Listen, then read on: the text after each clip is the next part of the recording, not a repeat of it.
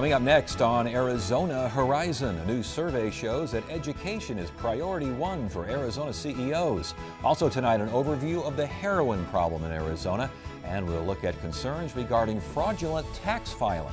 Those stories next on Arizona Horizon.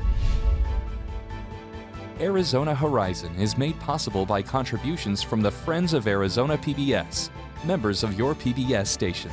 Thank you. Good evening and welcome to Arizona Horizon. I'm Ted Simons. An amendment was introduced to a bill today by Republican Representative John Allen that would remove a conflict of interest for Arizona Corporation Commissioner Andy Tobin. The bill would allow Tobin to vote on issues regarding a rooftop solar company where Tobin's son-in-law works.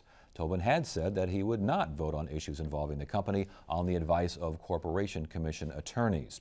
The Senate today approved a bill that would cut the powers of the state's Superintendent of Public Instruction. The bill is designed to settle ongoing feuds and lawsuits between the superintendent and the Board of Education. Superintendent Diane Douglas had earlier testified against the bill, but it passed the Senate by a vote of 24-5. And the Arizona Court of Appeals today upheld a $400,000 fine for campaign finance violations against former Attorney General Tom Horne. The court ruled that Horne did indeed illegally coordinate with an independent expenditure committee in his successful 2010 campaign against Democrat Felicia Rodolini. Horne says he will appeal the ruling to the state Supreme Court. And a recent survey of 400 Arizona executives found that education was the #1 challenge to doing business in our state. The poll was commissioned by Alliance Bank of Arizona. Joining us now to talk about the survey are Alliance CEO Jim Lundy and Chris Camacho, President and CEO of the Greater Phoenix Economic Council. Good to have you both here. Thanks for joining us. Thanks, Ted. A study of CEOs, huh? Talk to us about this. Sure. Well, Alliance Bank is a business bank, and our whole focus is the Arizona business community. And so last summer, the recovery has been kind of tootling along for a few years now, maybe not as strong as we'd like. And so we decided it would be a good idea to reach out to Arizona business owners across industry sectors and sort of get what they're thinking about their company, their willingness to invest in the future, just basically take their business pulse. And so we did that, and we talked to GPEC, and we talked to the Arizona Commerce Authority, we talked to the Arizona Chamber, and we sort of ran that by them, and everybody agreed that there are a lot of these studies that get done nationally, but a well-focused study on the Arizona business community would be a good idea. So we ran the survey. We designed it this summer. We ran it in the fall, and the results, while not surprising, I think were a little bit extraordinary in terms of how strongly the C-suite across all sizes and all industry sectors in Arizona came out strongly that investing in education in Arizona is really the highest priority that they think state government should be involved in. And it sounds like all aspects, from investing in K through 12 to getting quality and the availability of a workforce, all of those things that deal with education, whether on the positive side or not enough on the negative side, I mean, it was really across the board, wasn't it?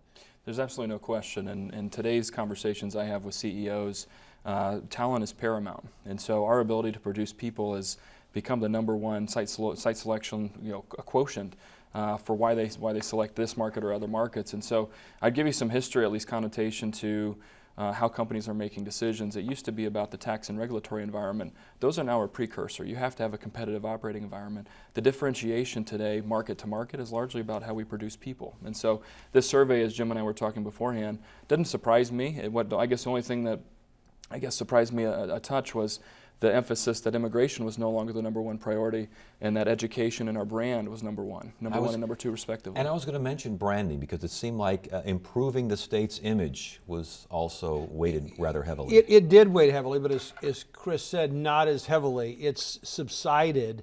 I mean, and immigration was there too. There were a lot of interesting things in this, that came out of the survey. But relatively speaking, to back up Chris's point, most of the survey respondents thought that state and local government were pretty responsive when it came to permitting and those kinds of issues. They thought that the tax and regulatory environment was reasonable. I mean, they didn't see them as impediments to expanding their business. But this workforce development issue came up over and over. And here's an interesting thing. over half the respondents were truly small businesses with less than 20 employees. So this is not just a big company that you would expect to maybe have to hire more talented, maybe college-educated people. This is the small business community. 60% of the respondents had companies with revenues under 10 million, and 50%, over 50%, owned companies with less than 20 employees. So while I would have expected this sort of resounding support for talent that Chris mentioned in larger companies, the fact that it came from the small business sector too, I think is another indication that this is a across-the-board recognition. I see that 2 in 5 thought that Arizona was on the right track for a healthy business climate. Is that a reflection of the need for better education, better educated workforce? Well, I think certainly in the market there's a lot of dialogue about the K through 20 system and the changing environment around us. So region to region, state to state, the population that comes through our K through 12 system, that the demography is shifting.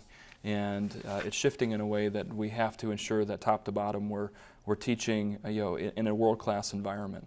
Because the companies we want to grow and nurture over time, again, applied research type emphasis, research and development, advanced manufacturing, those kind of jobs, not only require 4-year degrees, but there's also a tremendous amount of middle skills needs in this market that are 2-year technical programs or CTE, which I was glad to see the legislature and the governor come together on. So, I think the business climate, I had these conversations a lot about, again, tax and the regulatory side. We have a very strong business environment in terms of competitiveness. Now it's about supercharging our labor force, because that is going to be the key differentiator going forward. Does the business community, from what you saw regarding the surveys, from what you know in your business dealings, do they see us moving in that direction? Do they think that lawmakers, decision makers down at the Capitol, do they understand what's going on out there? Well, I don't know that the survey addressed it. Well, it did say, what do you think state and local government could do to improve the economic environment? And as we already said, overwhelmingly invest more in education. How do you think they're doing in education? That got lower marks. So I think on balance, they think there's a lot of room for improvement here. Here's another interesting thing. 40% of the respondents, said the number one thing they liked about the workforce was its willingness to learn. So they weren't saying that only 40% had a willingness to learn, but that's a pretty good plurality to say, so we think we've got a willing workforce. But 41% said the biggest weakness was math and science skills. Yes. So you sort of have this mismatch between, yes, we have a willing workforce, but they just don't have the technical skills. Well, and can I comment on that, Ted? So when we talk to clients, albeit San Francisco-based tech companies or Carlisle, which is a recent new company that's entering the market from Carolina, they are assessing in an analytical way the STEM workforce, the production today, and then the future production of our K through 12 system and how that feeds the 2-year technical schools. So the emphasis on STEM, and I think that was a lot of the findings, we can teach the people out in the marketplace if they're willing and ready to learn. But the skills you can't replace, the technical skills in the K through 12 system, math and science, that STEM curriculum needs to be elevated in this state. Okay, so bottom line, what do we take from this survey? What do lawmakers, decision makers, the business, what does everyone take from this survey? Well, what I think to take from it is that the realization on a broad segment of the people who run companies here, small business to large, is that we need to invest in education. Education is an investment in the future, the quality of the workforce, and really the future of the state, as opposed to an expense. And when that message gets out there, that is something you will be addressing as far as businesses looking to relocate, because it sounds to me like they're looking at education number one as well. There's absolutely no question, and that's a national trend. I think the takeaway from this study, in addition to what Jim alluded to, 6 out of 10 business leaders today are going to be hiring new people going forward. So there's a lot of optimism about this market, that the 20-year position of this market as we look ahead, it's going to be how we produce people as well if we can sustain this type of advanced industry job growth. Interesting study. Good to have you both here. Thanks for joining us. We appreciate it. You bet.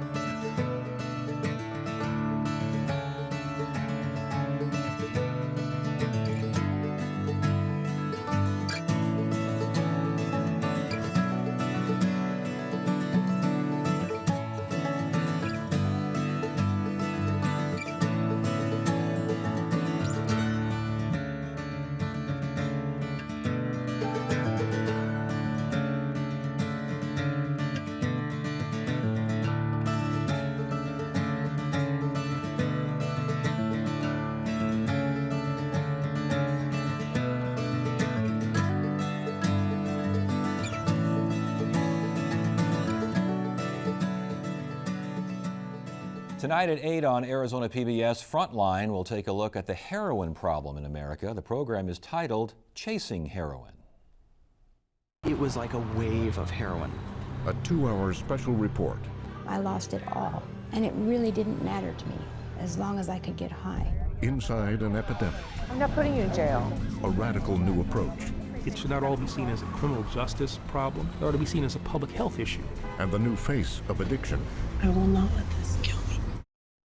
Here now to give us an overview of the heroin problem in Arizona is Dr. Kara Chris, Director of the State Department of Health Services. Good to see you. Thanks for joining us. Thank you for having us. Give us the state of the heroin problem in Arizona.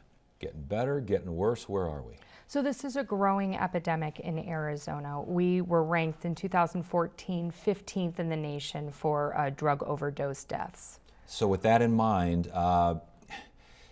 give me the demo here. Who is the classic abuser right now? Young, old, male, female? What are you seeing? So what we're tending to see is middle-aged, 45 to 65-year-olds.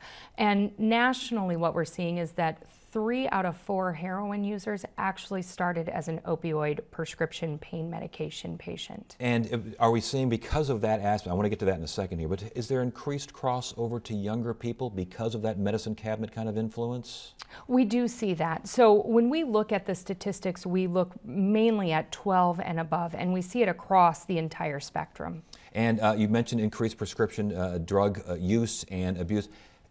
From what I understand, kids see mom and dad have it in the medicine cabinet, so it has a bit of, doctors prescribe it. It almost has a sheen of kind of acceptance. Kids start, they get caught, and when they can't afford the pills anymore, here comes street heroin. Is that pretty much the diagram? So that's, yes. So that's the story that we're hearing all across the spectrum. So people get started on opioid pain prescription medication. It becomes increasingly difficult to get, and it's cheaper and easier to get a heroin than it is to get an opioid pain medication. Are those pain medications, do you think those things are being overprescribed? Have they been overprescribed? You know, we've been looking. I think that there is an appropriate use for opioid pain medication. We are working with providers to try and teach them how to appropriately prescribe for acute and chronic pain. Because I was going to say, there is some discussion that adults just are simply being over-medicated. Enough prescription pain medication was given to last year to completely medicate every adult in Maricopa County around the clock for 2 weeks. My goodness. All right, the heroin, where's it coming? This is low-cost heroin from Mexico, I would imagine? It could be from a number of places. I think the majority of that does come from Mexico, but it can come from anywhere. And I know that the heroin special that I believe the Cronkite News ran and all the other stations in town, we all ran this special, very well done, and it seemed like the reoccurring theme was kids, everyone's saying, if I want it, I can get it, I know how to get it, I know where to get it, no problem. Does that still exist? We hear it is easier to get heroin than it is to get the prescription pain medications, especially with the controls that have been placed on it. As easy as other drugs? Probably as easy as other drugs, yes. So really, it doesn't sound like anything's getting better. As far as Arizona is concerned compared to other regions, how are we doing? I think nationwide, we're all seeing this trend, and I think that it takes an entire community to respond. So you're going to need not only public health, but we've got a very strong law enforcement component. The governor's office is extremely involved in this initiative. This has become a priority for the state. And treatment options, what's out there? So there's multiple treatment options. Really what we're trying to do is, one, limit the prescriptions so that we avoid getting people addicted, getting people into appropriate therapy, which is medication assisted along with the behavioral or the counseling component, and then trying to get people to prevent death. So getting naloxone into the places where we suspect that there may be overdoses. And naloxone is? So naloxone is a reversal drug. So if somebody has overdosed and has stopped breathing, this will revive them within like 30 seconds to 60 seconds, and it'll reverse them long enough to get them to medical treatment. Have some of these treatment options, have they increased over the years? Are we seeing more of them? more funding needed? What's the lay of the landscape? So it's really getting the appropriate resources to the available areas. So we know that we've got a provider shortage we're a mental health professional shortage area. So we've got to expand our treatment availability. We do have to get naloxone to the hands of the people that are responding. So our first responders, our law enforcement and EMT can now carry it, but also trying to get it to the loved ones of the patients. Yeah. As far as addicting drugs, though, I know heroin's a big deal, and I know obviously it's what we're talking about. But is meth still the most commonly used drug out there as far as addictive drugs and dangerous drugs? Did you see, or go ahead. Oh, I was going to say heroin's the one that we're seeing the biggest increase in right now, especially with the devastating outcome. I'm not sure where meth fits on the level of drugs. I was going to say, because you always hear about meth and you hear about alcohol being the most common addiction Yes. out there, and I guess that would still hold true. That would still hold true. But I mean, because a lot of folks, they're hearing about this, they go, what heroin? I don't know anything about this. What's this all about? Is it under the radar to some extent, do you think? I think it's getting brought more into attention. I think for a while it had gone under the radar, but over the past few years, in Arizona, one person dies from a prescription drug overdose per day. So it's killing more people than motor vehicle accidents do. So I think it's gaining more attention. Okay, so the attention obviously from the Frontline special tonight, what we saw last year with the major special. What do people need to know? What's the message here? So people need to know that opioid pain prescription medications are highly addictive. Heroin is one of the most addictive drugs that we can get into.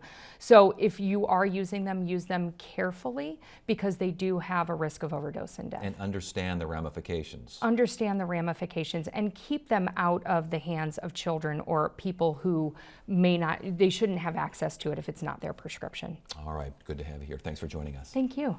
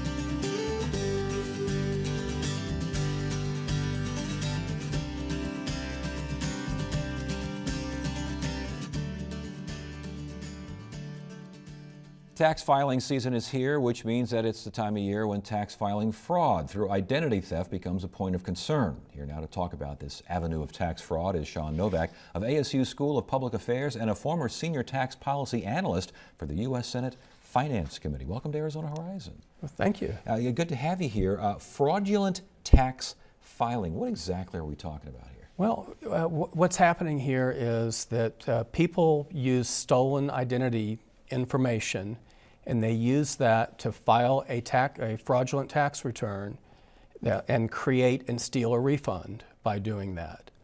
And if you look at the way that our tax system works, about 150 million tax returns are filed by households each year. 110 million of those households get refunds.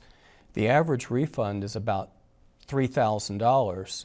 So in this tax refund season, the government is shooting money out of a fire hose, $300 billion, out of about a 90-day window here. So an enormous number of refunds going out, and IRS has to, look at these tax return filings and figure out if they're legitimate or not, and it's really difficult. I'm seeing anywhere between $5 and $6 billion in fraudulent payments. That's right. That's a lot of money. That's a huge amount of money, even by DC standards. Is the increase in online filing, is that playing a factor here?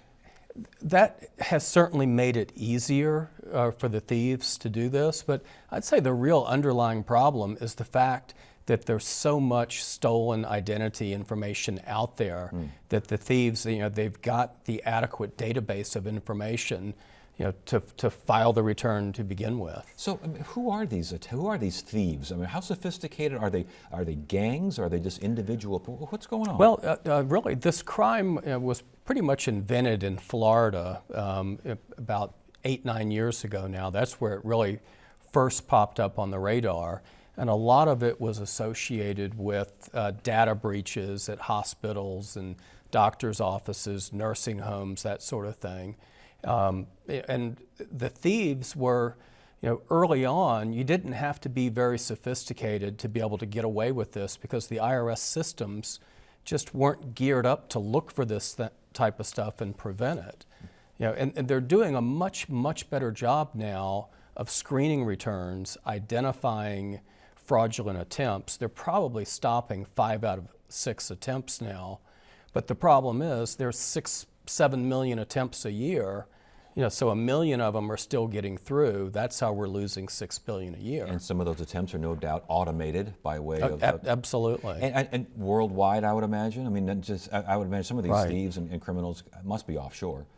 Yeah, there is a lot of evidence of that, and they're very sophisticated. They're able to use, and I don't understand how they do it, but they can make it appear as though the return is being filed from Omaha or Phoenix or wherever, even though it's coming from Czechoslovakia or something. So, and you mentioned that the government's getting better at this. What can be done to improve the effectiveness? What can be done to improve this situation? Well, actually, in the recent Tax and Budget Act that was passed at the end of the year, there's a couple of important provisions in there. Okay, the first one will take effect in the next tax filing season. The W-2 information that you get from your employer, the law has always been that it's reported to employees by the end of January. Okay, and now that same information will be reported to the government also by the end of January. Okay, so really up until now, the system that the government was using was they're processing tax returns and paying out refunds before they really even have the information in their data systems to adequately validate the return. Does that mean that means delays in some refunds, though, doesn't it? It probably does, but not in a big way. And then, in tandem with that, they again, beginning next year, the government is going to delay refunds until after February 15th in the case where the tax return has what's called a refundable tax credit. Okay, and the best example of a refundable tax credit would be the earned income credit. So that's a case where somebody gets a tax refund that vastly exceeds any amount of income tax that was withheld from their tax return. I had read that President Obama wants $19 billion for more secure government technology. Certainly would help, would it not? It would. IRS really suffers from having antiquated technology. Really, if you look at their systems that they're using, a lot of them are really grounded in the era of paper returns, and they just really have not had adequate resources to upgrade their information technology at the rate that it needs to be upgraded. With that in mind, I know critics will say the government is far behind the private sector when it comes to this kind of technology and this kind of crime fighting. Valid position there? That is valid, and really IRS is doing a lot of good things right now, trying to learn from the banking and the credit card industry. They're hiring a lot of expertise from those industries to try to use some of their business practices to catch more of this type of fraud. Real quickly, if you're a victim of this kind of fraud, what happens? Well, it's a long, labor-intensive process. So essentially what happens is you have the burden of proving to the IRS that the first return that was filed is fraudulent. And you can do it, but it's a process that takes a lot of documentation on your part, a lot of time on the phone. A lot of that time is going to be on hold. It's a very frustrating experience for people. And another point that's worth making is a lot of the victims are relatively low-income people. I mean, these are people, they're working 50, 60 hours a week, and they don't have time to spend 5 or 6 hours a week on the phone trying to get somebody at the IRS to help them straighten this out. All right. You know, so it's taking victims 6 months to a year in a lot of cases to straighten it out. Interesting. Good information. Good to have you here. Thanks for thank joining you. us. We appreciate Enjoyed it. it. Wednesday on Arizona Horizon, we'll find out what happened to all that El Nino-powered rain we were supposed to get this winter. And State Senate President Andy Biggs will join us in studio. That's at 5:30 and 10 on the next Arizona Horizon. That is it for now. I'm Ted Simons. Thank you so much for joining us. You have a great evening.